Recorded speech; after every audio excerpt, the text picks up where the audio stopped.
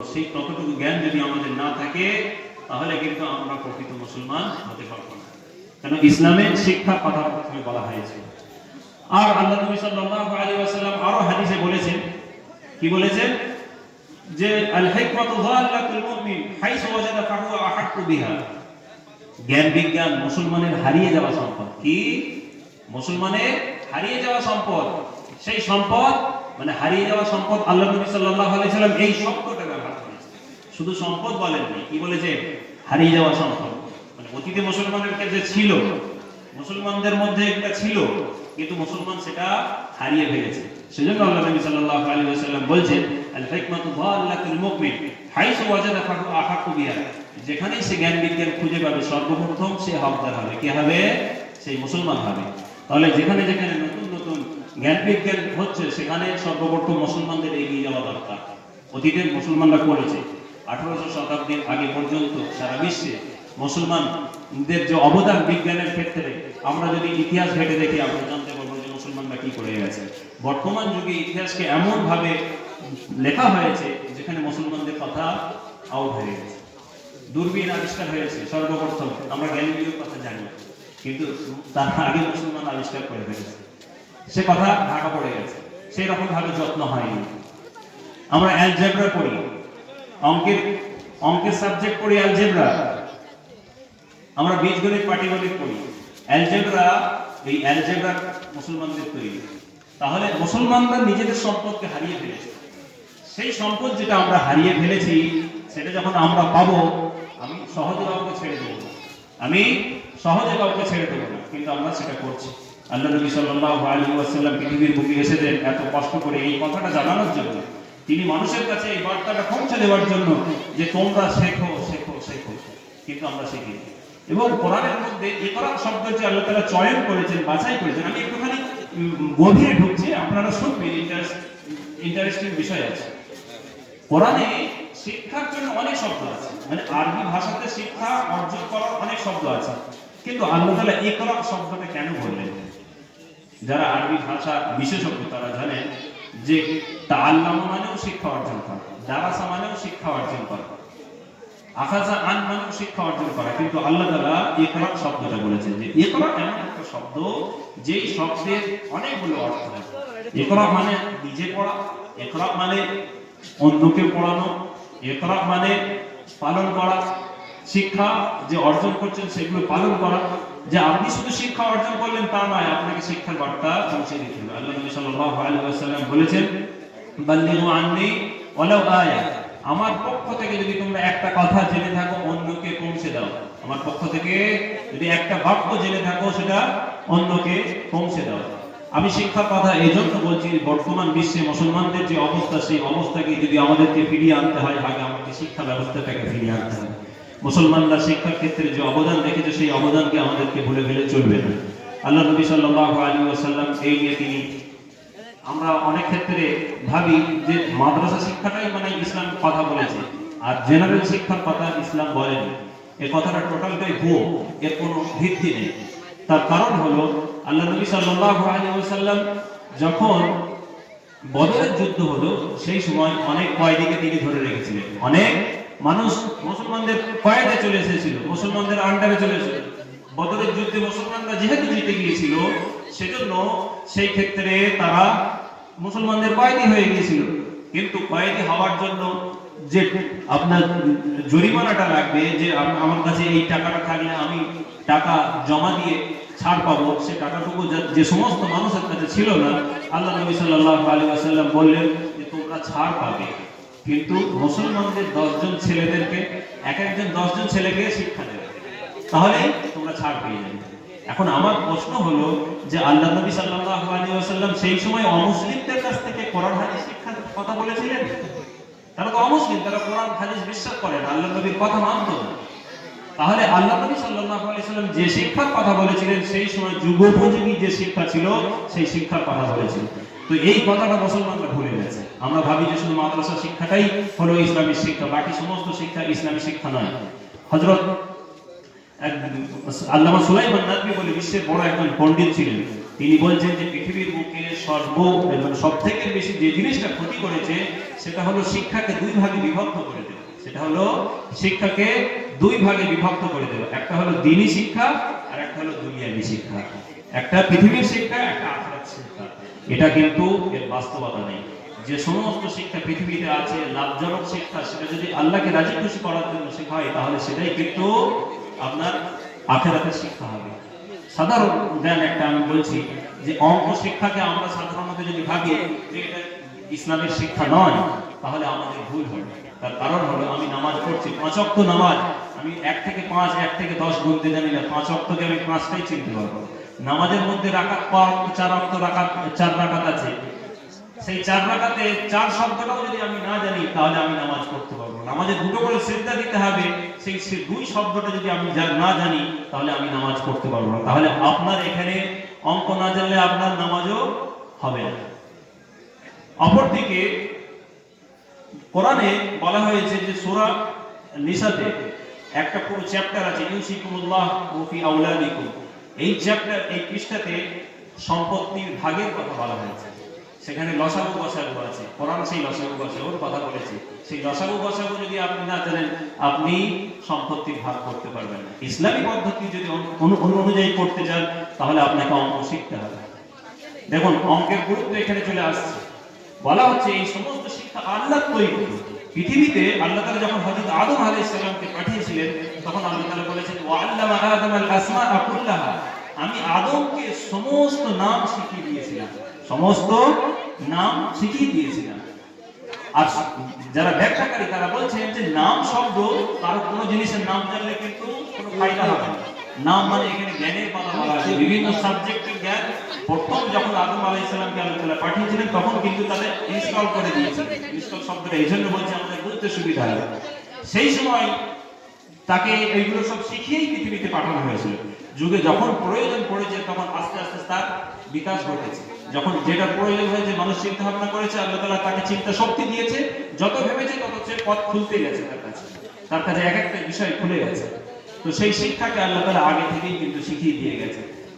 আমরা আল্লাহ নবী সাল্লাল্লাহু আলাইহি ওয়াসাল্লামের মুজিজার কথা জানি। মুজিজা মানে অলৌকিক ঘটনা।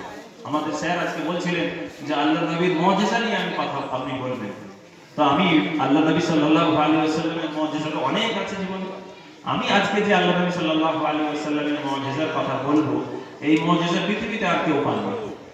অলৌকিক ঘটনা এমন এক আল্লাহ নবী সাল্লাল্লাহু আলাইহি ওয়াসাল্লামের মুজিজা, এমন এক অলৌকিক জিনিস আল্লাহ নবী সাল্লাল্লাহু আলাইহি ওয়াসাল্লাম পেয়েছিলেন যেটা ইতিপূর্বে কোনো নবী পাননি, আর আমাদের নবী কিন্তু পেয়েছে। এবং সেই মুজিজা এমন এক মুজিজা যেটা কিয়ামত পর্যন্ত বাকি থাকবে। অলৌকিক ঘটনা সেটা হলো আল কোরআন। আমাদের নবী সাল্লাল্লাহু আলাইহি ওয়াসাল্লামকে যে কোরআন দেওয়া হয়েছে সেই কোরআন হলো জীবন্ত, সেই কোরআন হলো জীবন্ত মুজিজা। এই কোরআন সারা জীবন বেঁচে থাকবে। আর এই কোরআনের প্রথম সূরাই হলো ইকরা বিসমি রাব্বিকাল্লাযী খালাক। সেই কোরআন আমাদেরকে কিন্তু শিক্ষা দিয়ে গেছে। আল্লাহ নবী সাল্লাল্লাহু আলাইহি ওয়াসাল্লামের আরো একটি মুজিজার কথা শুনুন। আল্লাহ নবী সাল্লাল্লাহু আলাইহি ওয়াসাল্লাম লিখতে এবং পড়তে জানতেন। আমাদের কাছে শুনে অনেক জনের আশ্চর্য লাগে বিষয়টা যে আল্লাহ নবী সাল্লাল্লাহু আলাইহি ওয়াসাল্লাম লিখতে পড়তে জানতেন না। অবশ্যই তিনি জানতেন না। আল্লাহ কোরআনে বলেছেন যে তিনি উম্মি ছিলেন। উম্মি শব্দের অর্থ হলো নিরক্ষর। কি? উম্মি শব্দের অর্থ হলো নিরক্ষর, যে যার অক্ষর জ্ঞান নেই, যিনি শব্দ অক্ষর ইত্যাদি চিনতে পারে না। অথচ তিনি বলছেন যে বুইস্তু মুআল্লিমান, আমি শিক্ষক রূপে প্রেরিত হয়েছি। আমি এক সময় কিছুদিন আগে 24 পরগনায় একটা জায়গায় গিয়েছিলাম, সেখানে এই কথা বলেছি। পরবর্তী সময়ে একজন দাঁড়িয়ে বললেন যে আপনি একটু ভুল বললেন, যে আল্লাহ নবী সাল্লাল্লাহু আলাইহি ওয়াসাল্লামের বিষয়ে এটা একটা বিয়াদবি হয়ে গেছে। বুঝলেন যে আল্লাহ নবী সাল্লাল্লাহু আলাইহি ওয়াসাল্লাম লেখা পড়া জানতেন না।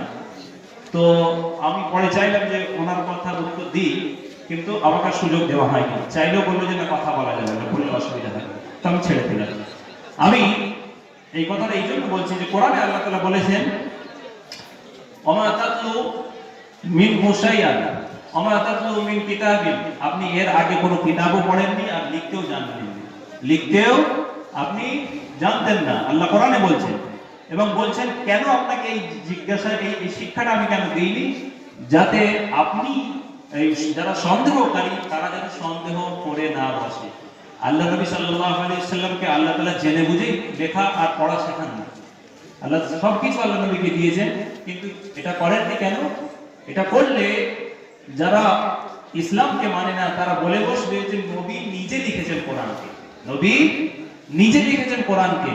আর এটা যদি কেউ মনে করে যে নবী নিজে হাতে কোরআনকে লিখেছেন, তাহলে কিন্তু আল্লাহ কোরআন বলে কেউ তাকে মেনে নেবে না। আল্লাহ তো সবকিছু তাকে দিয়েছেন, কিন্তু এই জ্ঞানটা তিনি আল্লাহ নবীকে দেননি। এবং আল্লাহ সেই কথাও বলেছেন। ওই মানুষ যিনি আমার কথা বলেছিলেন, আমার কথার উত্তর দিয়েছিলেন, তার কাছে কোরআনের এই আয়াতটা ছিল, যেখানে আল্লাহ স্পষ্ট বলেছেন যে আপনি ইতিপূর্বে কোনো বইও পড়েননি আর আপনি লিখতেও জানেননি। আর যদি এটা আপনাকে এই জন্য করা হয়নি যে আপনি জানলে মানুষ সন্দেহের মধ্যে পড়ে যাবে। তো আল্লাহ নবী সাল্লাল্লাহু আলাইহি ওয়াসাল্লাম তিনি লেখাপড়া না জানলেও পৃথিবীর সর্বোত্তম শিক্ষক ছিলেন। তার শিক্ষকতায় মানুষ, কত মানুষ যে শিক্ষামুখী হয়েছে এবং সারা জগৎকে তিনি শিক্ষা তিনি দিয়ে গেছেন। সেই শিক্ষা এমন মূল্যবান শিক্ষা, যে শিক্ষা আপনার ইহকালেও কাজে লাগবে, পরকালেও কাজে লাগবে। এটা হলো আল্লাহ নবী সাল্লাল্লাহু আলাইহি ওয়াসাল্লামের একটা মুজিজা, একটা অলৌকিক ঘটনা। সর্বোত্তম অলৌকিক ঘটনা হলো যেগুলো আমরা চোখে দেখি। আল্লাহ নবী সাল্লাল্লাহু আলাইহি ওয়াসাল্লাম সম্বন্ধে আমরা জানি তিনি চাঁদকে তার আঙুলের ইশারা দিয়ে দ্বিখণ্ডিত করে দিয়েছিলেন। চাঁদকে কাফেররা জিজ্ঞাসা করেছে যে আপনি যদি সত্যিকারের নবী হন, আপনি যদি সত্যিকারের নবী হন, বলছেন আল্লাহর সাথে আপনার বেশ ভালোই সম্পর্ক আছে, তা একবার চাঁদটাকে দুই ভাগে ভাগ করে দেখান। তো আল্লাহ নবী সাল্লাল্লাহু আলাইহি ওয়াসাল্লাম আল্লাহর ইশারায়, আল্লাহর হুকুমে তিনি চাঁদের দিকে ইশারা করলেন আঙুল দিয়ে, দুই চাঁদ কিন্তু দ্বিখণ্ডিত হয়ে গেছে। কোরআনে আল্লাহ তাআলা বলেছেন, কোরআনে আল্লাহ তাআলা বলেছেন যে চাঁদ দ্বিখণ্ডিত হয়েছে, কিয়ামত কাছাকাছি চলে এসেছে। কোরআনে আল্লাহ তাআলা এই উপরেই একটা সূরা নাযিল করেছেন এবং সূরা শুরুতে এই কথা বলা হয়েছে। এটাও আল্লাহ নবী সাল্লাল্লাহু আলাইহি ওয়াসাল্লামের মুজিজা। এক সময় কোন এক কাফের হাতে কিছু নিয়ে আল্লাহ নবীকে জিজ্ঞাসা করছে যে আমার হাতে কি আছে বলুন। এই কথা বলবে কি ভেতর থেকে কাপড় যেগুলো হাতে নিয়েছিল তারা লা ইলাহা ইল্লাল্লাহ মুহাম্মাদুর রাসূলুল্লাহ পড়তে শুরু করেছে। তো এই সমস্ত যে ঘটনা, এগুলো আল্লাহ নবী সাল্লাল্লাহু আলাইহি ওয়াসাল্লামের মুজিজা, অলৌকিক ঘটনা। কিন্তু এর থেকে বড় অলৌকিক ঘটনা হলো আল্লাহ নবী সাল্লাল্লাহু আলাইহি ওয়াসাল্লামের ব্যবহার দৃঢ়ভাবে সেই বিষয়ের উপরে তিনি জমে বসেছিলেন। আল্লাহ নবী সাল্লাল্লাহু আলাইহি ওয়াসাল্লাম তায়েফে গেছেন, সেখানে মানুষকে ভালোর কথা, আল্লাহর কথা মানুষকে বলতে গেছেন, কিন্তু সেখানে বলতে গিয়ে আল্লাহ নবী সাল্লাল্লাহু আলাইহি ওয়াসাল্লামকে পাগল বলে এমন ভাবে মারা হয়েছে, এমন ভাবে পাথর ছুঁড়ে ছুঁড়ে মারা হয়েছে, সমস্ত শরীর ক্ষতবিক্ষত হয়ে গেছে এবং পায়ে যে জুতো পরেছিলেন সেই জুতোতে রক্ত জমে আপনার বসে গেছে। আল্লাহ নবী সাল্লাল্লাহু আলাইহি ওয়াসাল্লাম বেহুশ হয়ে গেছে। আল্লাহ নবী সাল্লাল্লাহু আলাইহি ওয়াসাল্লাম বেহুশ হয়ে গেছে। ফেরেশতা এসেছে, জিবরিল আমিন, যে আপনি একবার বলুন এই দুই পাহাড়কে আমি একত্রিত করে এই তায়েফবাসীকে আমি ধ্বংস করে দিই। প্রিয় নবী, দয়ার নবী সেই সময় যে কথাটা বললে আপনাদের শুনলে আশ্চর্য লাগবে যে না, এদের কি বেরো না, এরা আজকে হয়তো আমাকে চিনতে পারেনি, কিন্তু এদের পরে জেনারেশন, এদের পরে যারা আসবে তারা হয়তো আমাকে একদিন চিনতে পারবে। কিন্তু আজকে যদি এদেরকে ধ্বংস করে দেওয়া হয়, এদের পরের জেনারেশন কিন্তু ইসলাম জানতে পারবে আর তারাই কিন্তু ইসলামের খিদমত করবে। আমরা ঘরে ঘরে বসে বসে মুসলমান হয়ে গেছি, জন্ম হয়েছি, জন্ম হওয়ার সাথে সাথে মুসলমান হওয়ার সার্টিফিকেট একটা নিয়ে চলে এসেছে। ইসলাম যে এত কষ্ট করে এসেছে সেটা মাত্র 23 বছরের মেহনত। আজ থেকে 1400 বছর আগে যে মেহনত হয়েছিল 23 বছরের, সেই 23 বছরের কঠোর মেহনতের কারণে আজকে আমরা ইসলাম পেয়েছি। আর এই ইসলাম কিয়ামত পর্যন্ত বাকি থাকবে। তাহলে আমাদেরকে ভাবতে হবে যে এমন ভাবে সেই সময় এত কঠিন পরিশ্রম করে, এত কঠিন মেহনত করে ইসলামের জন্য থাকা হয়েছে, আল্লাহ নবী সাল্লাল্লাহু আলাইহি ওয়াসাল্লাম মেহনত করেছেন, তবেই কিন্তু আমাদের কাছে সেই ইসলাম আমরা পেয়েছি, আমরা সেই ইসলাম জানতে পেরেছি। সেই ইসলামকে আমরা ঘরে ঘরে বসে পেয়ে গেছি, সেজন্য আমাদের কাছে গুরুত্ব নেই। আমরা যদি গুরুত্ব না দিই আমাদের কাছে, তো আমাদেরকে ভাবতে হবে সেই ইসলামকে গুরুত্ব দেওয়া, আমাদেরকে আঁকড়ে ধরা আমাদেরকে দরকার। কেন আমরা যদি এই কাজটা না জানি, এই ইসলাম ধর্মকে ভালো করে না আঁকড়ে ধরে, কিয়ামতের দিন আল্লাহ নবী সাল্লাল্লাহু আলাইহি ওয়াসাল্লাম আমাদেরকে বলবে। এবং আমাদের কর্তব্য হলো যে অন্যের কাছে এই বার্তা পৌঁছে দেওয়া। একজন মুসলমান ইসলামের একটা আয়না, ইসলামের আয়না।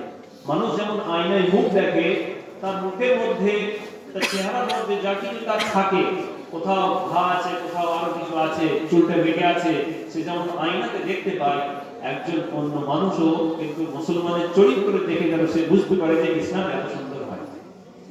আমাদের তো এমন হওয়া দরকার যে আমরা যেখানে থাকবো মানুষ সেখানে চিন্তিত হয়ে যাবে যে মুসলমান এখানে নেই, তাহলে আমাদের সহযোগিতা কে করবে, আমাদের কে সমস্যার সমাধান করবে।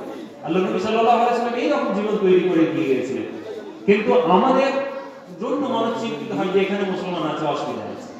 এটা হওয়া উল্টো, যার উল্টো হওয়াটা আমাদের জন্য দরকার ছিল, সেটা কিন্তু আমরা করতে পারি। আমরা যদি সেটা করতে পারি, আমরা সর্বশ্রেষ্ঠ জাতি হয়ে যাবে। এবং মুসলমানরা সেটা প্রমাণ করে দিয়েছে। আল্লাহ নবী সাল্লাল্লাহু আলাইহি ওয়াসাল্লাম বলেছেন যে আমার যুগটা পৃথিবীর সর্বশ্রেষ্ঠ যুগ। সেই সময় মানুষ এত কষ্টের পরেও কিন্তু ইসলামকে ছাড়ে না। তাতে কি মজা ছিল, সেই মজাটা যদি আমরা পেয়ে যাই তাহলে কিন্তু আমরা ইসলাম ছাড়ব। আমাদের সামনে আমরা আল্লাহ নবীকে দেখতে পাইনি। আমাদের অনেকের মনে হতে পারে যে আমরা যদি আল্লাহ নবীর যুগে থাকতাম তাহলে কতই না ভালো হতো, কিন্তু আমাদের তো ভাবতে হবে যে পৃথিবীর মধ্যে আপনার ভারতবর্ষ একটা দেশ, সেই দেশের মধ্যে আবার জয়পুর এলাকাতে আল্লাহ তাআলা আপনাকে পাঠিয়েছে, নিশ্চয়ই একটা তার কারণ আছে। সেই কারণটাকে আমাদেরকে সামনে রাখতে হবে। সেটা হলো যে আল্লাহ আমাদের জন্য ভালো ভেবেছে এবং আমাদের মাধ্যমে কিছু কাজ হবে, সেই কাজটা আল্লাহ আমাদেরকে দিয়ে পাঠিয়েছে। এবং সেই কাজটা যদি আমরা করতে পারি, আমরা পৃথিবীর যে প্রান্তেই থাকি না কেন আমরা সর্বশ্রেষ্ঠ হব। তো সেজন্য আমাদেরকে ভাবতে হবে এই ধরনের যে অনুষ্ঠান হচ্ছে এদের একটা উদ্দেশ্য আছে। নবীর ভালোবাসায় আমরা করছি, প্রত্যেক বছরই করে থাকি। নবীর জন্মদিন যেদিন, সেদিনটাই যে নবী দিবস পালন করা হবে তা কিন্তু নয়। তার কারণ হলো নবী দিবস আমাদের প্রত্যেক দিনই পালন করতে হবে। নবী দিবস আমাদেরকে প্রত্যেক দিনই পালন করতে হবে, কিন্তু অনুষ্ঠানের মাধ্যমে আমাদের জীবনে নবীর আদর্শকে পালন করার মাধ্যমে নবী দিবস পালন করতে হবে। তিনি আমাদের জন্য যে কষ্ট করে গেছেন, যে পরিশ্রম করে গেছেন, সেই পরিশ্রম আমাদের ভালোর জন্যই করে গেছেন। নবীর বিন্দু মাত্র লাভ নেই যে আমরা যদি নামাজ পড়ি আল্লাহ নবীর অনেক লাভ হবে, আর আমরা যদি নামাজ ছাড়ি দিই আল্লাহ নবীর অনেক ক্ষতি হবে। আল্লাহ আমাদেরকে ভালোবাসেন বলে তার মতো প্রিয় নবীকে আল্লাহ পাঠিয়েছেন এবং বলেছেন যে তিনি জাতির জন্য, পৃথিবীর জন্য তিনি রহমত। আল্লাহ নবী সাল্লাল্লাহু আলাইহি ওয়াসাল্লাম যে রহমত আমাদের জন্য নিয়ে এসেছিলেন, আমাদের জন্য অনেক কঠিন কঠিন জিনিস ছিল, নবীর আসার কারণে সেই সমস্ত কঠিন জিনিস সহজ করে দিয়েছেন। তো সেই জিনিসগুলো আমাদেরকে আমরা ঘরে বসে বসে পেয়ে গেছি, দিতে হবে। ফোন করেছিল, যাই হোক, আল্লাহ নবী সাল্লাল্লাহু আলাইহি ওয়াসাল্লামের এই আদর্শকে আমাদের জীবনে, আল্লাহর আদর্শকে আমাদের জীবনে ধরে রাখতে হবে। আর আল্লাহ নবীর আদর্শ একদম হচ্ছে না, টাইম লাগে। এই মজলিসের উদ্দেশ্য হলো এখান থেকে কষ্টটা কমেছে, একটু যে আমাদের মধ্যে এখানে অনেক মানুষ আছেন যারা এই ধরনের জিনিস আল্লাহ নবীর জীবনী পড়ার জন্য এসেছিল, মানে বাড়িতে নিয়ে যাওয়ার জন্য সেখান থেকে আলেম ওলামাদের মুখ থেকে আমি যে আসি আমার বাড়ি ফেলে বলে নিয়ে আসতে হবে। এর বাস্তব উদাহরণ হলো আপনাকে ঘুরে 500 টাকা দিল, আমরা খরচ করে ঘরে কঠিন পরিস্থিতি চলছে, সাপোজ লকডাউন পরিস্থিতি, আমার বাড়ির সামনেই তো আসছে না, বাড়িতে নিয়ে যে কোনো আলমারিতে তুলে রাখে পানি তো না পানি নেই, তাকে অনাহারে মরতে হয়। আরে মৌলানা সাহেব এলে সব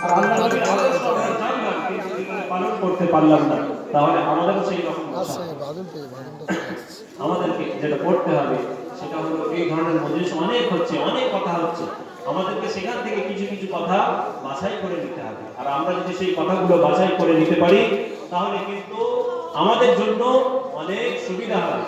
আমরা আজকে একটা প্রতিজ্ঞা করি যে আমরা বিভিন্ন মজলিস হয়, কমসে কম প্রতিটি মজলিস থেকে যত কিছু কথা শুনবো তার মধ্যে থেকে কমসে কম দুটো করে কথা আমরা পালন করব।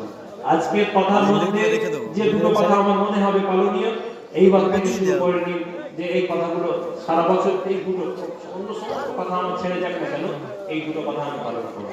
আর সেটা যদি আমরা করতে থাকি প্রত্যেক বছর কত জলসা হবে। আপনার একটা মানুষ যদি 70 বছর বেঁচে থাকে তাহলে 70টা জিনিসে কিন্তু পালন করতে পারবে, যদি সেই এই ধরনের কথাবার্তা সে শুনে আর আমল করে।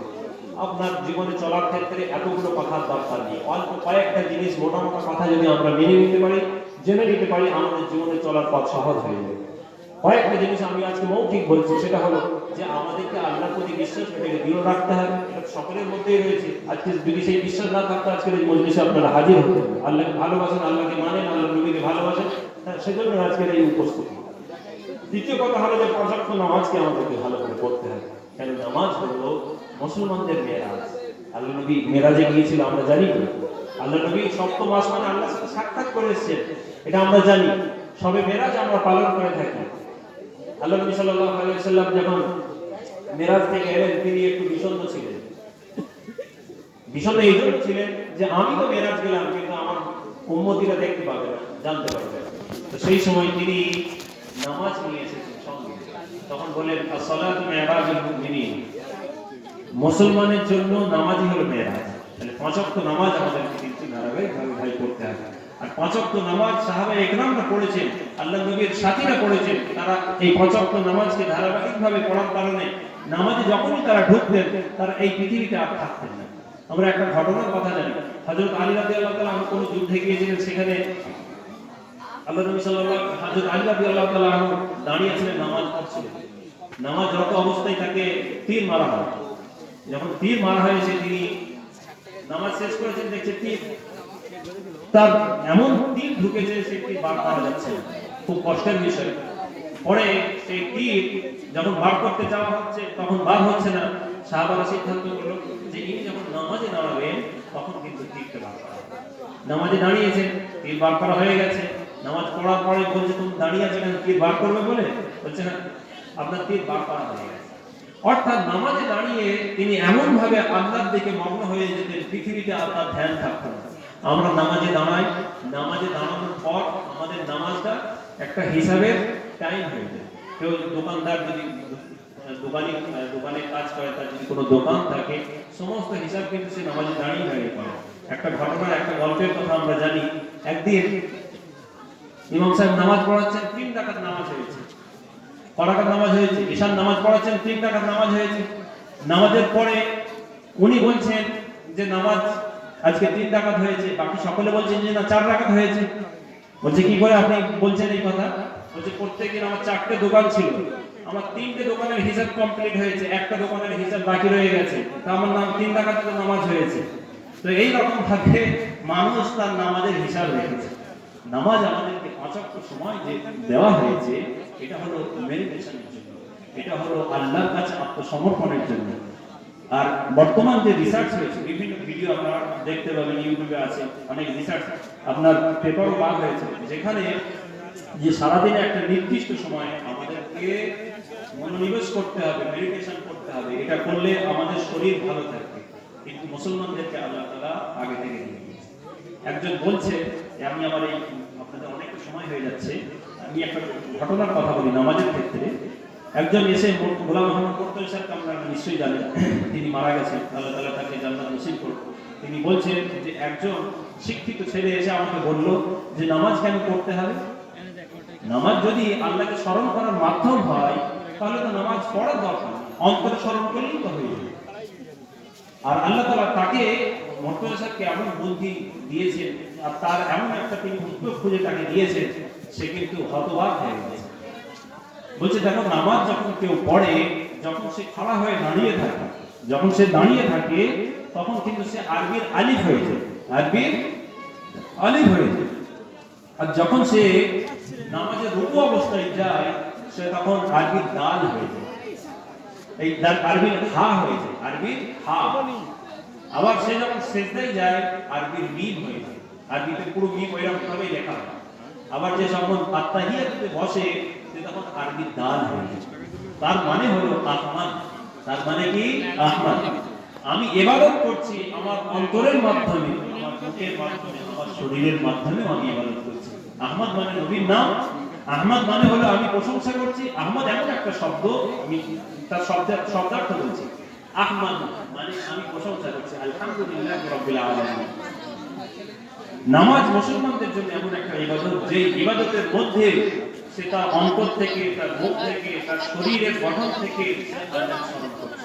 তার কথা বসার মাধ্যমে সে নিজেই জানছে না যে আরবিতে সে বারবার আল্লাহকে বলছে যে আল্লাহ আমি তোমার প্রশংসা করছি, তোমার ইবাদত করছি এবং তোমার রাসূলের তরিকা অনুযায়ী করছি।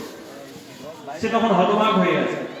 অন্য সময় কি হয় যে আমরা অন্তর সংকলন হয়ে গেল, কিন্তু তা কিন্তু নয়। এই শরীর আর বিজ্ঞান বলছে যে যে সমস্ত নামাজে যে সমস্ত অঙ্গ প্রত্যঙ্গ আমরা ফল্ট করি, সে সমস্ত অঙ্গ প্রত্যঙ্গ কিন্তু আমাদের শরীরের যে রোগ ইত্যাদি হয় সেগুলো দূর হয়ে যায়।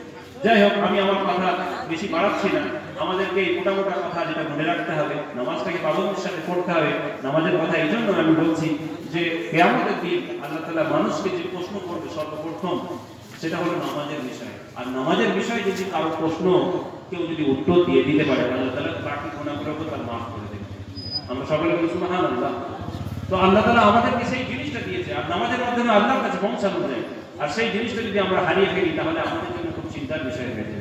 আমরা এই জিনিসগুলো যদি আমরা করতে থাকি, তাহলে দেখবেন আরেকটা জিনিস যেটা আমাদেরকে যাকাত দিতে হবে গরিবদের জন্য, সেই যাকাতটা আমরা দিতে থাকি। যাকাত মানে শুধু যাকাত নয়, যাকাত মানে সৎকা। আমরা অপর মুসলমানের জন্য চিন্তা ভাবনা করব। আরো একটা সব থেকে যেটা মূল বিষয়, যে আদর্শ কথা আজকে আমি আপনাদের কাছে অনুরোধ করে যাচ্ছি, আর এটা পালন করার জন্য আমি আপনাদের কাছে বিশেষ করে অনুরোধ করছি, সেটা হলো আল্লাহ নবী সাল্লাল্লাহু আলাইহি ওয়াসাল্লাম বলেছেন, ইন্না খিয়ারাকুম আহাসিনুকুম আখলাকা। তোমাদের মধ্যে সর্বোত্তম ব্যক্তি সেই যে তোমাদের মধ্যে সব থেকে ভালো চরিত্রবান। আল্লাহ নবী সাল্লাল্লাহু আলাইহি ওয়াসাল্লাম এই কথা আমাদেরকে বলেছেন। তার চরিত্রের কথা তিনি বলেছেন যে মানুষ যদি ভালো হয় তবেই কিন্তু সারা পৃথিবীর কাছে সে ভালো হবে। আমার আখলাক চরিত্র যদি ভালো হয় তবেই কিন্তু আমি ভালো। আদারওয়াইজ ৫ ওয়াক্ত নামাজ পড়ি, হজ করি, রোজা রাখি, মানুষকে দান ধ্যান করি, কিন্তু আমার ব্যবহার খারাপ, আমি কিন্তু ভালো নয়। আমাদেরকে এই কথাটা মাথায় রাখতে হবে, আর এই কথা মাথায় রেখে আমাদেরকে কিন্তু এগিয়ে যেতে হবে। যাই হোক, এগুলো শিক্ষা অর্জন করা আমাদের একান্তভাবে দরকার। আর আমরা এসেছি, ইতিপূর্বে আমাদের স্যার বলেছেন যে খাদিজাতুল কুবরা গার্লস মিশন থেকে আমরা এসেছি আপনাদের এখানে। আমার প্রথম, বিশেষ করে অনুষ্ঠানের দিক থেকে প্রথম আসা, সেই আশাটা আমার সত্যি করে খুব ভালো লেগেছে। আপনাদের এই অনুষ্ঠানের আয়োজন, একদিকে আপনারা ছেলেদের জন্য ব্যবস্থা করেছেন, একদিকে আপনারা মেয়েদের জন্য ব্যবস্থা করেছেন। ছেলে এবং মেয়ে এরা হলো সমাজের দুটো চাকা। কি সমাজের দুটো চাকা? আমার আব্বা মুফতি আনসার সাহেব তিনি বলতেন যে মেয়ে এবং ছেলে এরা হলো সমাজের দুটো চাকা। এরা কোন সাইকেলের উদাহরণ তিনি দিতেন। কি বলতেন? সাইকেল, যে সাইকেলের একটা চাকা যদি ঠিক থাকে আর একটা চাকায় যদি লিক থাকে, তাহলে সাইকেল চলবে। সামনের চাকা লিক আছে আর পেছনের চাকায় হাওয়া আছে, সাইকেল চলবে না। আবার সামনের চাকায় হাওয়া, পেছনের চাকা লিক, হাওয়া চলবে না। তাহলে ঠিক দুইটাকেই থাকতে হবে। তাহলে শিক্ষা অর্জনের ক্ষেত্রে আমরা যেটা করে থাকি, যে বাড়ির ছেলে থেকে আমরা বেশি প্রাধান্য দিয়ে থাকি, মেয়েটার কথা আমরা ভুলে যাই। সেজন্য আপনাদের কাছে আমাদের অনুরোধ, মেয়ে এবং ছেলে উভয়কে আপনার সন্তান হিসেবে আপনি তাদেরকে শিক্ষা দেবেন। আর যদি সেই শিক্ষা দেন, তাহলেই কিন্তু আল্লাহ তাআলা আপনাদেরকে কিয়ামতের দিন ছাড় দেবেন। আর যে অনেক ক্ষেত্রে আমি 5 মিনিট আর নেব।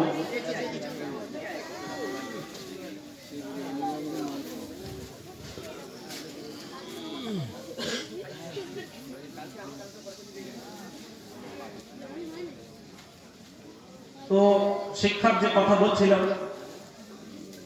আমরা ছেলেদের ক্ষেত্রে সেটা করে থাকি, মেয়েদের ক্ষেত্রে করি না, যেটা আল্লাহ তাআলা আমাদের প্রতি অসন্তুষ্ট হয়। আল্লাহ নবী সাল্লাল্লাহু আলাইহি ওয়াসাল্লাম পৃথিবীতে আসার আগে মেয়েদের প্রতি অনেক অত্যাচার হয়েছিল। আল্লাহ নবী সাল্লাল্লাহু আলাইহি ওয়াসাল্লাম আসার পরে মেয়েদেরকে যে সম্মান দেওয়া হয়েছে, পৃথিবীর মধ্যে আর কেউ দিতে পারে না। তিনি সর্বপ্রথম, তিনি পৃথিবীর মধ্যে খুব সুন্দর ছিলেন। আমরা জানি 3টে নবী দেখতে সব থেকে বেশি সুন্দর ছিল। একজন হলেন হযরত ইউসুফ আলাইহিস সালাম। এনার ঘটনা বিখ্যাত, কিন্তু আরো যে নবীরা সুন্দর ছিল সেই কথাগুলো আমরা জানি না। আরো একজন ছিলেন হযরত শীস আলাইহিস সালাম, আর আরো একজন ছিলেন, তিনি হলেন আমাদের নবী হযরত মুহাম্মদ রাসূলুল্লাহ সাল্লাল্লাহু আলাইহি ওয়াসাল্লাম। আমরা নবীর সাথে একবার দরুদ শরীফ করি, আল্লাহুম্মা সাল্লি আলা সাইয়্যিদিনা ওয়া আলা আলি সাইয়্যিদিনা। আল্লাহ নবী সাল্লাল্লাহু আলাইহি ওয়াসাল্লাম পৃথিবীর মুখে দেখতে অন্যতম সুন্দর পুরুষ ছিলেন, দেখতে বিশাল সুন্দর পুরুষ ছিলেন। হযরত আয়েশা রাদিয়াল্লাহু আনহা তিনি বলেন যে হযরত ইউসুফ আলাইহিস সালামকে দেখে মেয়েরা তাদের হাত কেটে ফেলেছিল। জুলেখার ঘটনা আমরা জানি, তারপরেও আমি একটু স্মরণ করিয়ে দিই যাতে আপনাদের বুঝতে সুবিধা হয়। জুলেখা বাদশার স্ত্রী। হযরত ইউসুফ আলাইহিস সালাম এত সুন্দর ব্যক্তি ছিলেন, দেখতে এত সুন্দর ছিলেন, তিনি তাকে তার প্রেমে পাগল হয়ে গিয়েছিলেন। তো তার প্রেমে পাগল হয়ে যাওয়ার ঘটনা সারা রাজ্যে ছড়িয়ে গেছে, তার সেই সময় বদনাম তাকে পেতে হয়েছে। বাদশা অগত্যা ইউসুফ আলাইহিস সালামকে জেলে ভরে দিল যে এই ছেলের কারণে আমার স্ত্রীকে বদনাম পেতে হয়েছে। তো তিনি যখন বারবার শুনতেন মেয়েদের কাছ থেকে যে মেয়েরাই জুলেখাকে এত খারাপ বলছে বারবার, তো তিনি একবার সিদ্ধান্ত করলেন যে একবার পরীক্ষায় নেওয়া যাক। তিনি সমস্ত মেয়েরা তাকে খারাপ বলছিল তাদের সকলকে তার দরবারে ডেকেছে এবং ডাকার পর সকলের হাতে একটা করে ফল দিয়ে দিয়েছে এবং একটা করে চাকু দিয়ে দেওয়া হয়েছে এবং তিনি বলেছেন যে আমি যখন এটাকে কাটতে বলবো তখন তোমরা কাটবে। তিনি বলেছেন এবার তোমরা কাটো। তারপরে হযরত ইউসুফ আলাইহিস সালামকে জেল থেকে বার করা হয়েছে। তিনি এত দেখতে সুন্দর ছিলেন যে তারা ফল কাটতে কাটতে নিজেরা কখন তার হাত কেটে ফেলেছে তারা নিজেরাও জানতে পারে না। চলে যাওয়ার পরে দেখছে হাত থেকে রক্ত বেরোচ্ছে, একজনের না সকলের হাত থেকে। তো এত দেখতে সুন্দর ছিল তারা ভুলেই গেছে যে আমরা ফল কাটছি, হাত কেটে ফেলেছে। হযরত আয়েশা রাদিয়াল্লাহু আনহা বলছে যে মেয়েরা সেই সময় হাত কেটে ফেলেছে আর আমার নবী প্রিয় নবী মুহাম্মদুর রাসূলুল্লাহ সাল্লাল্লাহু আলাইহি ওয়াসাল্লাম দেখতে এত সুন্দর, মেয়েরা যদি দেখতো তাহলে তারা নিজেদের কলিজা কেটে দিত। কত বড় কথা, নিজেদের কলিজা তারা কেটে ফেলতো। সেই সুন্দর নবী আমাদেরকে যে সুন্দর সুন্দর বাণী দিয়ে গেছেন, সেই সুন্দর নবী আমাদের জন্য যে রক্তাক্ত হয়েছেন, সেই সুন্দর নবী আমাদের জন্য যে কুরবানি দিয়েছেন, সেই কুরবানি যদি আমরা ধরে না রাখতে পারি তাহলে আমরা হলাম হতভাগা। আমাদেরকে সেটা করতে দিতে হবে। মানুষ চলার পথে অনেক ভুল হয়ে যায়, আল্লাহ ভুল হয়ে যাওয়ার পরে তার সংশোধনের রাস্তা আল্লাহ তাআলা রেখে দিয়েছেন। এই ক্ষেত্রে যে কথা বলতে চাইছিলাম যে সেই প্রিয় নবী সাল্লাল্লাহু আলাইহি ওয়াসাল্লাম বলেছেন যে মেয়েদের যে সম্মান তিনি পৃথিবীর বুকে দিয়ে গেছেন সে সম্মান অন্য কোনো ধর্ম দিতে পারে না। তিনি এত সুন্দর মানুষ ছিলেন, প্রথম জীবনে যে বিবাহ তিনি করেছিলেন, বিয়ে করেছিলেন, একজন কোন মহিলাকে করেছিলেন? একজন বিধবাকে তিনি বিয়ে করেছিলেন। বয়স তার ছিল, নবীর বয়স ছিল 25 আর হযরত খাদিজার বয়স ছিল 40 এবং ইতিপূর্বে হযরত খাদিজার দুবার বিয়ে হয়ে গিয়েছিল। ইতিপূর্বে হযরত খাদিজার দুবার বিয়ে হয়ে গিয়েছিল এবং তার দুটো স্বামী মারা গিয়েছিল। তার পক্ষ থেকে সন্তান তার ছিল, তারাও মারা গিয়েছিল। কিন্তু তারপরেও নবী করিম সাল্লাল্লাহু আলাইহি ওয়াসাল্লাম সুপুরুষ হওয়ার পরেও হযরত খাদিজা তিনি বিবাহ করেছিলেন। তিনি পৃথিবীর বুকে যে আদর্শ সৃষ্টি করে গেছেন যে এত সুন্দরী মহিলা, তারপরেও কিন্তু তিনি একজন বিধবাকে বিয়ে করছেন ইতিপূর্বে যার দুটো স্বামী ছিল। তাহলে তিনি মেয়েদেরকে প্রকৃতপক্ষে সম্মান দিলেন না তিনি মেয়েদেরকে অসম্মান করলেন? আপনারাই একটু বলুন। নবী করিম সাল্লাল্লাহু আলাইহি ওয়াসাল্লামকে নবী করিম সাল্লাল্লাহু আলাইহি ওয়াসাল্লাম মেয়েদেরকে তিনি সম্মান দিয়েছেন। তিনি বলেছেন যে বাড়িতে 3টে মেয়ে জন্মাবে সেই তার বাপকে আল্লাহ তাআলা জান্নাত পাঠিয়ে দেবেন, তার বাবাকে জান্নাত পাঠিয়ে দেবেন। আল্লাহ নবী সাল্লাল্লাহু আলাইহি ওয়াসাল্লামের এই কথা বলার পর একজন বলল যে হুজুর যদি কারো দুটো মেয়ে থাকে, আল্লাহ নবী বললেন যে সেও জান্নাতি, বলতে কেউ যদি একটা থাকে সেও জান্নাতি। এই কত বড় একটা কথা। আল্লাহ নবী মেয়েদেরকে সম্মান দিয়েছেন, যে মেয়েদেরকে আল্লাহ নবী সম্মান দিয়েছেন সেই মেয়েদেরকে আমরা আজকে কাছ থেকে দূরে করে দিচ্ছি। বাড়িতে কোনো কিছু রান্না হবে ছেলেটা আগে খাবে, মেয়েটা পরে খাবে। আর মেয়েও জানে যে আমি খাবো না, আমার ভাই খাবে, সে এত ত্যাগ করছে। অথচ বিজ্ঞান বলছে যে মেয়েদেরকে বেশি খাদ্য, পুষ্টিকর খাদ্যের প্রয়োজন আছে, আমরা কিন্তু সেটা করছি। এটা যদি আমরা করতে না পারি, একজন বাপ হয়ে ইনসাফ যদি ছেলে মেয়েদের মধ্যে যদি করতে না পারি, তাহলে আমাদেরকে ভাবতে হবে যে আমরা কোন জায়গায় বাস করছি, কোন জায়গায় আছি। আর এর জন্য আল্লাহ তাআলা আমাদেরকে যে জিজ্ঞাসা করবে তার উত্তর আমরা দিতে পারবো। সেই মেয়েদেরকে তো সম্মান দেওয়া হয়েছে, মেয়েদের ক্ষেত্রে ভাবতে হবে একজন মেয়ে যখন, মেয়েদের দুটো জীবন হয়, ছোট থেকে বিয়ের আগে পর্যন্ত তার একটা বাসস্থান আলাদা থাকে, আবার বিয়ের পর আরো একটা নতুন জায়গাকে নিজের জায়গা বলে মেনে নিতে হয়।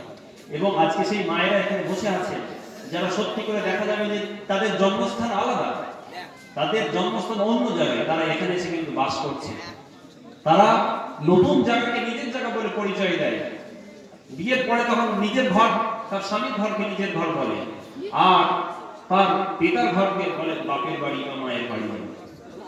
চিন্তা করে দেখুন তাদের যে ত্যাগ, সেই ত্যাগ ছেলেরা করতে পারবে। তাহলে জীবনে যারা এত ত্যাগ করছে তাদের জন্য আমরা কি ত্যাগ স্বীকার করেছি? তাদের জন্য আমরা কি ব্যবস্থা করেছি? আমরা বাড়িতে আসি আর ভাত যদি সঠিক টাইমে রান্না না হয়ে থাকে, তরকারি যদি নুন বেশি হয়ে যায়, আমরা চিল্লাচিল্লি করতে থাকি। তারা সারাক্ষণ ছেলেগুলোকে লালন পালন করা, তারপরে তাদের স্বামীদের খাদ্য তৈরি করা, কাপড় কাচায়, অর্থাৎ একজন মহিলা একসাথে সে রান্নি বাবুর্চি, একসাথে সে আপনার ধোপা, একসাথে সে আপনার পরিচারিকা অর্থাৎ চাকরের মতো সে কাজ করছে। আর এমন একজন চাকর যা বছরে 365 দিনে একদিনও ছুটি, আর সমস্ত সার্ভিস সে ফ্রিতে করে, সমস্ত সার্ভিস সে ফ্রিতে করে। তার জন্য টাকা পয়সা লাগে না, টাকা পয়সা খেতে যেগুলো লাগে তার প্রয়োজন সেগুলো তো দিতেই হবে। তার জন্য আলাদা বেতন আপনি তাকে দেন। আপনার ছেলের কাপড় ধোবে, আপনার ছেলেকে স্কুলে যাওয়ার আগে তাকে রেডি করে দেবে, তার জন্য আপনি আলাদা তাকে বেতন দেন। তাহলে সে এত কিছুর পর নিজের বাপ বাড়ি ছেড়ে এসে এখানে সে ত্যাগ করছে। তাহলে এই মেয়েদের প্রতি আমরা যদি রাগান্বিত হয়, তাহলে আল্লাহ নবী বলেছেন যে এদের প্রতি তোমরা রাগান্বিত হবে। আল্লাহ নবী বলেছেন যে মেয়েদের প্রতি তোমরা সহানুভূতিশীল হবে। আর সেই মেয়েদেরকে আমরা যে পেয়েছি তাদের গুরুত্ব আমাদেরকে দিতে হবে, তাদেরকে সব দিক থেকে আমাদেরকে এগিয়ে রাখতে হবে। আর শিক্ষার ক্ষেত্রেও আমাদেরকে এগিয়ে রাখতে হবে। আমরা যদি শিক্ষার ক্ষেত্রে মেয়েদেরকে পিছিয়ে রাখি, তাহলে সমাজ কিন্তু পিছিয়ে যায়। একজন ছেলে যদি শিক্ষা অর্জন করে, তাহলে তার মাধ্যমে সমাজ সেই রকম ভাবে শিক্ষিত হবে। আর একজন মেয়ে যদি শিক্ষা অর্জন করে, তার মাধ্যমে সমাজ শিক্ষিত হবে। কারণ বাচ্চার প্রথম স্কুল, বাচ্চার প্রথম বিদ্যালয় তার মায়ের কোল। বাপ তো সে সবসময় ইনকাম করতে চলে যাবে, তাকে খাটতে হবে। মা তাকে বসে বসে শেখাবে, বাবা অ আ ক খ পড়, তাকে এবিসিডি পড়াচ্ছে, আলিফ বাতাসা পড়াচ্ছে, কে পড়াচ্ছে? মা পড়াচ্ছে। তাহলে সেই মা যদি শিক্ষার দিক থেকে পিছিয়ে থাকে, তাহলে কিন্তু সমাজ এগোবে না। পৃথিবীর বুকে যদি আমরা একটুখানি তাকিয়ে দেখি, যত মানুষ পুরুষ মহাপুরুষ হয়েছে, তাদের পেছনে কিন্তু তাদের মেয়েদের হাত ছিল, পেছনে মেয়েদের, মায়েদের, স্ত্রীদের হাত ছিল। যারা ত্যাগ স্বীকার করেছে, সেই ত্যাগের কারণেই কিন্তু তারা এগিয়ে গেছে। মা আদর্শবান হয়েছে, ছেলে আদর্শবান হয়েছে। তো মাকে যদি আমরা ভালো না করতে পারি, তাহলে কিন্তু আমরা সমাজ এগিয়ে নিয়ে যেতে পারবো। বর্তমান সমাজে মুসলমানদের জন্য খুব কঠিন দিন। এই কঠিন দিন আমাদেরকে লড়াই করতে গেলে আমাদেরকে শিক্ষার হাতিয়ার আমাদেরকে হাতে তুলে নিতে হবে। মুসলমানদের নামে বদনাম সারা বিশ্বে ছড়িয়ে আছে যে মুসলমানরা এক হাতে কোরআন, এক হাতে তলোয়ার নিয়ে তারা সারা বিশ্বে ইসলামকে ছড়িয়েছে। এটা আমরা সত্যি বলে মনে করি নাকি? এটা অসম্ভব একটা জিনিস। আপনি শুধু একটুখানি ভাবুন যে মুসলমান যদি তার যদি দুটো হাত হয়, তাহলে যদি এক হাতে তলোয়ার এক হাতে কোরআন নিতে হয়, তাহলে সর্বপ্রথম সে কোন হাতে কোরআনটাকে ধরবে? ওঠালে সর্বপ্রথম সে ডান হাতে কিন্তু কোরআনকে ধরবে। আর যুদ্ধ করতে দ্বিতীয় হাত ফাঁকা থাকে, সেটা বাম হাত। বাম হাতে সে যদি তলোয়ার নিয়ে ওঠায়, বাম হাতে যুদ্ধ করতে পারে। মানুষ ডান হাতেই বেশি কাজ করে। তাহলে তার পক্ষে ইসলাম ছড়ানো সম্ভব ছিল। মুসলমান ইসলাম পৃথিবীর বুকে ছড়িয়েছে তাদের আখলাকের মাধ্যমে, তাদের চরিত্রের মাধ্যমে। তাদের চরিত্রের তলোয়ার দিয়ে তারা সারা বিশ্বে মানুষকে জয় করেছে, ইসলামকে জয় করেছে। আজকে সেই শিক্ষা যদি মুসলমানরা আমাদের নিজেদের মেয়েদেরকে আমরা যদি বা ছেলেদেরকে আমরা যদি না দিতে পারি, তাহলে কিন্তু আগামী দিনেও কিন্তু দিন মিটে যাবে। তো সেই জন্য ভাই, এই মেয়েদের সাথে ভালো ব্যবহার করার যে ফজিলত আছে, আল্লাহ নবী সাল্লাল্লাহু আলাইহি ওয়াসাল্লাম বলেছেন, একটু আগে একটা হাদিস বলেছি যে তোমাদের মধ্যে উত্তম ব্যক্তি সেই যে তোমাদের মধ্যে আখলাক চরিত্রের দিকে উত্তম। আবার অপর পক্ষে আল্লাহ নবী সাল্লাল্লাহু আলাইহি ওয়াসাল্লাম বলেছেন যে খিয়ারুকুম লিআহলি, তোমাদের মধ্যে উত্তম ব্যক্তি সেই যে নিজের পরিবার, নিজের স্ত্রীর কাছে উত্তম। স্ত্রী আপনার কাছে দীর্ঘক্ষণ সময় কাটায়। আপনার স্ত্রী যদি আপনাকে বলে যে আপনি ভালো, তবেই কিন্তু আপনি ভালো। আমরা কি করি? মানুষের সাথে সাক্ষাৎ করি, অল্প সময়ের জন্য সাক্ষাৎ করি। আমার চেষ্টা থাকে যে যতক্ষণ সাক্ষাৎ করছি ততক্ষণ তার সাথে ভালো ব্যবহার করব, তারপরে আমার সমস্ত ভালো ব্যবহার আমরা ছেড়ে দিই। কিন্তু বাড়িতে সর্বক্ষণ আমি থাকি, আমার স্ত্রীর কাছে আমি সর্বক্ষণ থাকি, ফলে সে সর্বক্ষণ আমাকে অবজারভেশনের মধ্যে রেখেছে। সে যখন বলবে যে আমার স্বামী ভালো, তাহলে বাধ্য হবে সেটা ভালো। আল্লাহ নবী বলেছেন যে তোমাদের মধ্যে সব থেকে উত্তম ব্যক্তি সেই যে নিজের বাড়ি, নিজের স্ত্রীর কাছে ভালো। আর আল্লাহ নবী বলছেন যে আমি আমার স্ত্রীর কাছে সর্বোত্তম ব্যক্তি। তো এই যে কথা, আল্লাহ নবী সার্টিফিকেট আমাদেরকে দিয়ে দিয়েছেন, আপনাদের ভালো সার্টিফিকেট আপনাদের স্ত্রীদের কাছে আছে। তো আজকে প্রতিজ্ঞা করুন যে আপনারা যে কথাটাকে সর্বপ্রথম ধরবেন সেটা হলো উত্তম চরিত্র হতে হবে, মানুষের সাথে ভালো ব্যবহার করতে হবে। ভালো ব্যবহার যদি আমরা না করি তাহলে আল্লাহর কাছে আমাদেরকে পাকড়াও হতে হবে। তার কারণ হলো যে আল্লাহ নবী সাল্লাল্লাহু আলাইহি ওয়াসাল্লাম যে কথাগুলো বলেছেন, দুটো জিনিস আছে, একটা হলো আল্লাহর হক আর একটা হলো বান্দার হক। আমরা নামাজ, রোজা, হজ, যাকাত ইত্যাদি যা কিছুই করি এটা হলো আল্লাহর হকের মধ্যে করছি, মানে আল্লাহর কর্তব্য। আল্লাহর সাথে আমাদেরকে এই কর্তব্যগুলো করা দরকার। আর ব্যবহার ইত্যাদি এগুলো মানুষের সাথে করার কর্তব্য। আপনি আল্লাহর কর্তব্যে যদি আপনার গাফিলতি হয়ে যায়, দুর্বল হয়ে যান, আপনি আপনার অলসতা হয়ে যায়, আল্লাহ চাইলে মাফ করে দেন। কিন্তু মানুষের সাথে ব্যবহারের ক্ষেত্রে তার সাথে যদি আপনি খারাপ ব্যবহার করেন, তার সাথে যদি তার হক আপনি মেনে নেন, তাহলে আল্লাহ কিন্তু ছাড়বেন না। আমরা অনেক ক্ষেত্রে হজে যাই, হজে গেলে আমরা জানি যে সমস্ত গুনাহ মাফ হয়ে যাবে, সমস্ত গুনাহ মাফ হয়ে যাবে। একজন হাজী হজ থেকে যখন ফিরে এসে তখন একটা মাসুম বাচ্চার মতো হয়ে যায়, আমাদের ধারণা এটা বাস্তবিক হয়। কিন্তু যে সমস্ত মানুষ কোন বান্দার হক, কোন অন্য মানুষের হক, মানুষকে কষ্ট দিয়ে গেছে, অন্য মানুষের কোনো কিছু সে নিয়ে নিয়েছে না বলায়, আর সে হজ করতে গেছে, তার হজ কিন্তু কবুল তো হবে, কিন্তু তার এই গুনাহগুলো মাফ হবে না। এই গুনাহ তখনই মাফ হবে যখন সেই ব্যক্তি তাকে মাফ করবে। আমি একজন চাষি, আমার পাশের যে আটন আছে তার কিছুটা আটন আমি কেটে নিজের জমির মধ্যে ঢুকিয়ে নিয়েছি। আমি ভাবছি যে আমি এই এক বিদ্যা যে আটন কেটে নিয়েছে, আমি অনেক কিছু আমি ইনকাম করতে পারবো, অনেক শস্য আমার রেখে হবে, অথচ সেটাই আপনার জাহান্নামে যাওয়ার একটা কারণ হয়ে গেছে। আমার আবার একটা কথা বলতে, সেটা আমি আজকে আপনাদেরকে বলছি। সেটা উনি বলতেন যে দুই ব্যক্তি ধান শুকিয়েছে, ধান শুকানোর পর পাশের জন যখন অনুপস্থিত ছিল তখন ওর থেকে এই দু হাত ধরে এসে ধান নিজের এতে নিয়ে নিয়েছে। আবার এই ব্যক্তি যখন বাড়ি গেছে, অপর ব্যক্তি এসে তার জায়গা থেকে আবার দু হাত ভর্তি ধান নিয়ে নিল। দুজনের ধান কিন্তু সমান হয়ে গেছে, কারণ আগে এ নিয়েছিল আর পরে এ নিল, ফলে ধান দুজনেরই সমান হয়ে গেছে। কিন্তু কারো ধান বাড়লো না, অপর দিকে দুজনেই গুনাহগার হয়ে গেছে।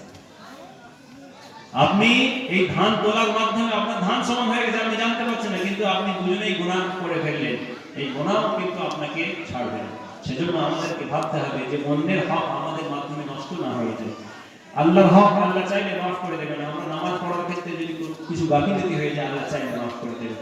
কিন্তু আমার মানুষের সাথে ব্যবহার, অন্য কারো কিছু নিয়ে নিয়েছি, অন্য কাউকে কষ্ট দিয়েছি, এগুলো কিন্তু আল্লাহ তাআলা ওই ব্যক্তি যখন মাফ করছেন না ততক্ষণ পর্যন্ত আল্লাহ তাআলা আমাকেও মাফ করবেন না। সেজন্য আমাদেরকে ভাবতে হবে আল্লাহ এই বলে দেওয়া পথ আমরা যদি মেনে চলি তাহলেই কিন্তু আমাদের জীবনে কামিয়াবি আসবে। সেজন্য আমরা সকলে আজকে প্রতিজ্ঞাবদ্ধ হই যে আমরা আমাদের ব্যবহারকে উত্তম করব।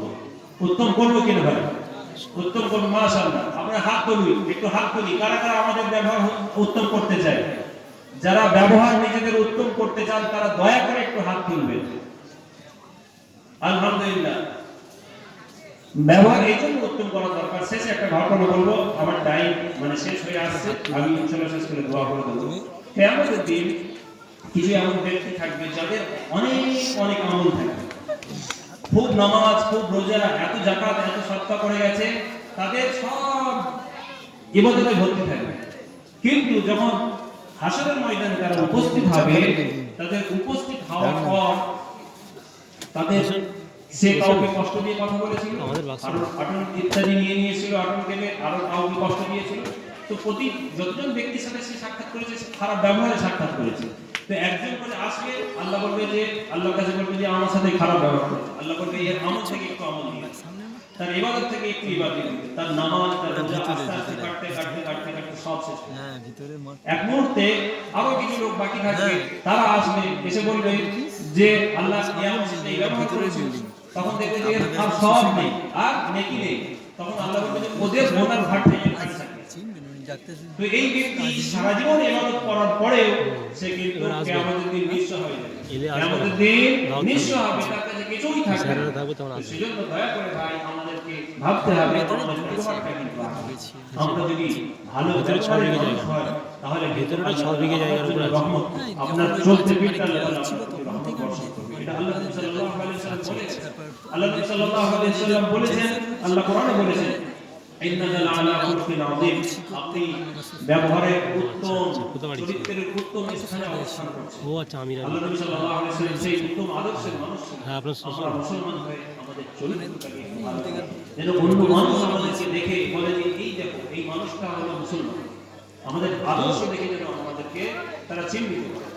তো সেজন্য ভাই আল্লাহর কাছে দোয়া চাইতে হবে, আমাদের ব্যবহারকে ভালো করতে হবে। আমরা যদি এই কাজটা করতে পারি তাহলে আল্লাহ দেখবেন আমাদের মধ্যে রহমত ফিরিয়ে আনবে। এবং তার সাথে সাথে মেয়েদের কথা বললাম, সেই মেয়েদেরকে সম্মান দিতে হবে, মেয়েদেরকে শিক্ষার জন্য এগিয়ে নিয়ে যেতে হবে। শুরু থেকে আমি শিক্ষার কথা বলছিলাম, ছেলেদেরকেও শিক্ষায় শিক্ষিত করতে হবে, তার সাথে দ্বীনের শিক্ষারও প্রয়োজন আছে। কারণ দ্বীন শিক্ষা যদি না দেন একদিন সে পথভ্রষ্ট হয়ে যাবে। সে এতদিন শিক্ষা অর্জন করে শেষকালে মা বাপকেই দেখছে না, শেষকালে পাঠিয়ে দিচ্ছে বৃদ্ধাশ্রম। শুনে খুব কষ্ট লাগে। এখানে আমাদের বৃদ্ধাশ্রম রয়েছে এই কোলাঘাটের কাছে, সেখানে যে সমস্ত মায়েরা ছোটবেলা থেকে তাকে লালন পালন করে বড় করলো, সেই ছেলেরাই একদিন তাকে বৃদ্ধাশ্রম পাঠিয়ে দিচ্ছে, তাদের কাছে একটা বোঝ হয়ে গেছে। তো আমাদের সেই উত্তম শিক্ষা দিতে হবে। আমরা খাদিজাতুল কুবরা গার্লস মিশন থেকে এসেছি, সেখানে আমাদের এই শিক্ষা ব্যবস্থা আছে। আপনার 5 থেকে 12 পর্যন্ত আমার পাশে প্রতিষ্ঠান করে গিয়েছিলেন। ছেলেদের জন্য তিনি প্রতিষ্ঠান করে গিয়েছিলেন মাদ্রাসা কাসাম। বর্তমান যুগের মাদ্রাসা শিক্ষা ব্যবস্থার প্রতি মানুষের ধারণা যে এখানে শুধু দ্বীনের শিক্ষা দেওয়া হয়, আদারওয়াইজ অন্য কোনো শিক্ষা দেওয়া হয় না। আর যারা পড়ে তাদের বিনামূল্যে তাদেরকে ভুগতে হয়। আমরা এই জায়গাটাকে দূর করার জন্য আমরা সেই মাদ্রাসায় হাফেজ মাওলানা হওয়ার সাথে সাথে ছেলেদেরকে মাধ্যমিক উচ্চ মাধ্যমিকেরও ব্যবস্থা করে দিয়েছি, যাতে ছেলেরা এখানে পড়ে সে যেন বিভিন্ন জায়গায় কাজ করতে পারে। আপনাদের চিন্তা ভাবনা হবে যে কাজ করার ঠিক নেই, সে কাজ কেন করবে, সে যখন আলেম হয়ে ঝাঁপিয়ে হয়েছে। তাদের এই জন্য প্রয়োজন যে আমাদের মতো অনেক মানুষ যারা দিন জানে না, আমি যদি কোথাও কাজ করি তাহলে আমি যেই জায়গায় থাকবো আমি যে ভালো, আমি যদি খুশবু হয় যেখানেই থাকি তার খুশবু চারিদিকে চালাবো, তাহলে এরা একটা চলতে ফিরতে মাদ্রাসা চলতে ফিরতে একটা দিনই প্রতিষ্ঠান হয়ে যাবে। তাহলে দিন মানুষের কাছে সহজে পৌঁছে যাবে। সেই উদ্দেশ্যে এই প্রতিষ্ঠানগুলোকে এরকম ভাবে সাজানো হয়েছে। আমাদের আগামী 14 তারিখ ওখানে খাদিজাতুল কুবরা গার্লস মিশনে 5 থেকে 8 পর্যন্ত আপনার ছাত্রীদের আমরা পরীক্ষা নেব। 5 থেকে 9 পর্যন্ত ছাত্রীদের অ্যাডমিশন টেস্ট হবে। এখানে আমাদের ব্যানারও লাগিয়ে দেওয়া হয়েছে। তো এখানে যে সমস্ত ছাত্রীরা আগ্রহী হবে আপনারা পাঠাতে পারেন, সেখানে হোস্টেলের থেকে খাওয়া দাওয়া করে পড়াশোনার ব্যবস্থা রয়েছে। তো এগুলো যদি আমরা করতে থাকি আমাদের সমাজ উন্নত হবে। মাদ্রাসাও আছে, মাদ্রাসা খোলা আছে, মাদ্রাসাতেও আপনারা আমাদের ছাত্র পাঠাতে পারেন। অনেকদিন লকডাউনে পড়াশোনা বন্ধ হয়ে গেছে, আমরাও বন্ধ করে রেখেছিলাম সরকারি নির্দেশ অনুযায়ী, কিন্তু আস্তে আস্তে কন্ট্রোল করা যাচ্ছে না। আস্তে আস্তে করোনার পরিস্থিতি যখন শিথিল হয়েছে আমরা আস্তে আস্তে খুলেছি। তো এই পরিস্থিতিতে আপনারা ছেলেদেরকেও পাঠাতে পারেন, যেখানে কোরআন শিখবে, আল্লাহ রসুলকেও শিখবে, তার সাথে প্রয়োজনীয় শিক্ষা সে অর্জন করতে পারবে। আল্লাহ তাআলা আমাদেরকে এই সমাজের জন্য, এই জাতির জন্য আবার তৌফিক দান করুন। এবং আমরা যা কিছুই আজকে আমাদের মাধ্যমে ভুল ভ্রান্তি হয়ে গেছে, আমরা আজকে আরো ভালো করে এগিয়ে যেতে পারি, ভালো করে জীবন যাপন করতে পারি, সেজন্য আমরা আজকে দোয়া করবো, আজকে ইস্তেগফার করব। আল্লাহ তাআলা আমাদেরকে বলার ক্লাসের সাথে আমল করার তৌফিক দান করুন। ওয়া আখিরু দাওয়ানা আলহামদুলিল্লাহি রাব্বিল আলামিন। আমরা দোয়া করব, দোয়া করে ইনশাআল্লাহ আজকের অনুষ্ঠান এখানে শেষ হবে।